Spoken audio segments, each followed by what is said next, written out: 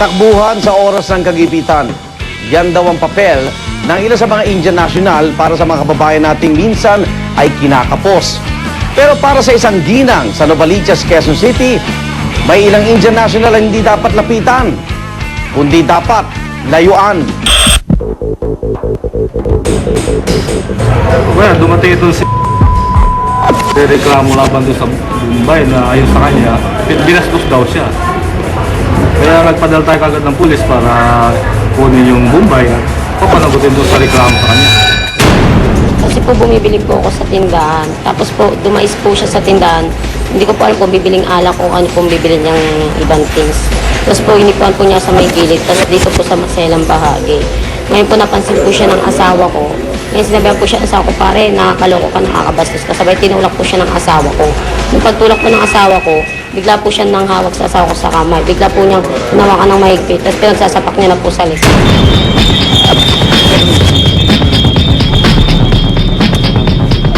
Sa amin yung radio operator namin, bumalik kami sa istasyon, sinakay namin yung complainant, pumunta kami sa location. Ano ba yan, lasing? Sino po yung Bombay? Nakainom po. Nakainom po Tapos yun yung eh. asawa ko nakainom din. Ilan silang Bombay doon? Dalawa po dati, tatlo. Ngayon, tumiwalag po yung isang Bombay ng upahan po sa iba kasi po lagi rin sila nag-aaway noon. Doon, di ba? Galing po yung barangay, ngayon po pinuntahan doon. Ah. Binuksan na po yung ilaw, sabay pinatay po din nila. Tapos hindi na po sila nagbukas ng pinto. Tingnan eh. Nagbanta pa nga po siya eh. Naglabas pa po ng Sabi niya, kasama niya. sabi niya unang aanin daw po niya kaming magpamilya, papatayin niya kami. Hinahabol po ng mga titol ng bayaw ko. Ano? Pumasok sa ano, tapos nagsisigaw po na ano, na kunin daw yung baril. English po, sabi ano, give me a gun, sabi niya sa kasama niya. Hindi po. Ano ko nakapunta dyan? Ano po, nagpapautang po siya dyan banda sa aming lugar.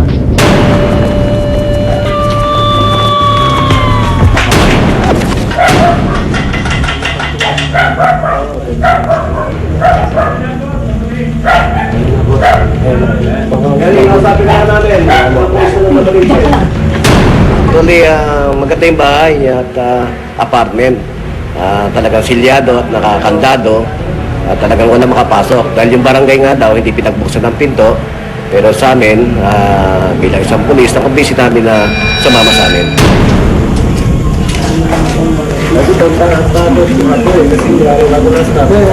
Sabi ka lang namin.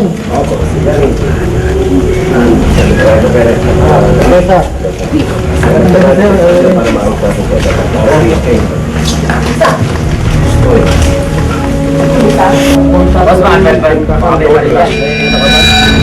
Sabi ng mga nagre-reklamo, may baril daw. Pero yung sumama sa amin, kinapkapan namin, wala naman. At baka pananakot niya lang yun.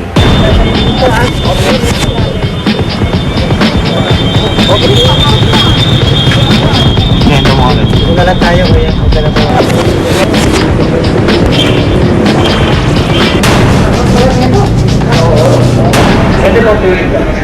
Punta ko ba dito?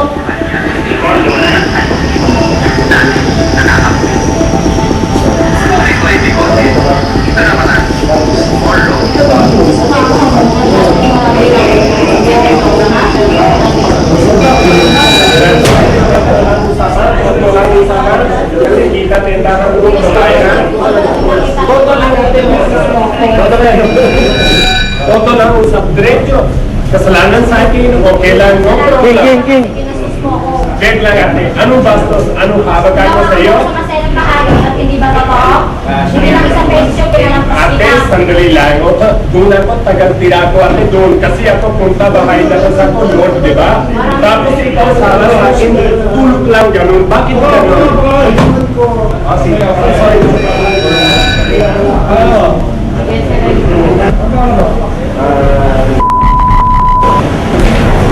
Iimbestigahan siya, kasasampan siya ng kaso acts of lasciviousness. Ano rin yan, panay sa Bombay, more or less, hanggang mga 6 years yan eh. Pa-medical ko yung asawa dahil sabi binugbog daw siya eh. Dagdag kaso yun, physical injuries yun. Tignan natin. Tignan natin. Sabi, balik dito, kunin sa akin. Balik ikaw sama kunin balik. Sabi ko, hindi po, sorry, pasensya. Tapos sabi, tulong ganun lang. Tapos sabi, babae, eto siya, babae, sabi, takbo na ito kasi siya, lasing eh. Tingnan mo, ngayon, medical mo lalaki. 8 sila, bato sa akin, ganun ako, takbo bahay ako. Kahit nadayuhan niya, dahil dito niya ginawa yung krimen at yung biktima niya, Pilipino, dapat dito siya litisin, akusahan at maparusahan.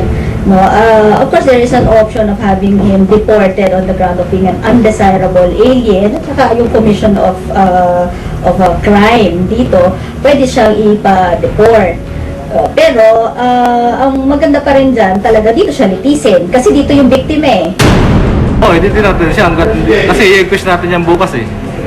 Para sampan ng demanda sa piskalya. Ngayon, bahala ang piskalya kung anong magiging disposition niya. Either i-arresto siya o ipo-profiling yung kaso.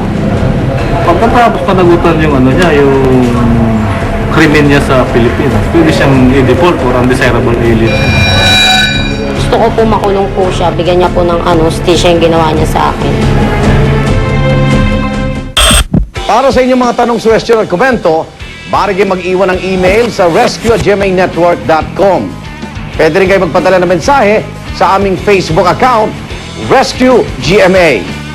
Hanggang sa susunod na Webes, ako naman, Arnold Glavio, ito ang Rescue. Alerto sa kaligtasan mo.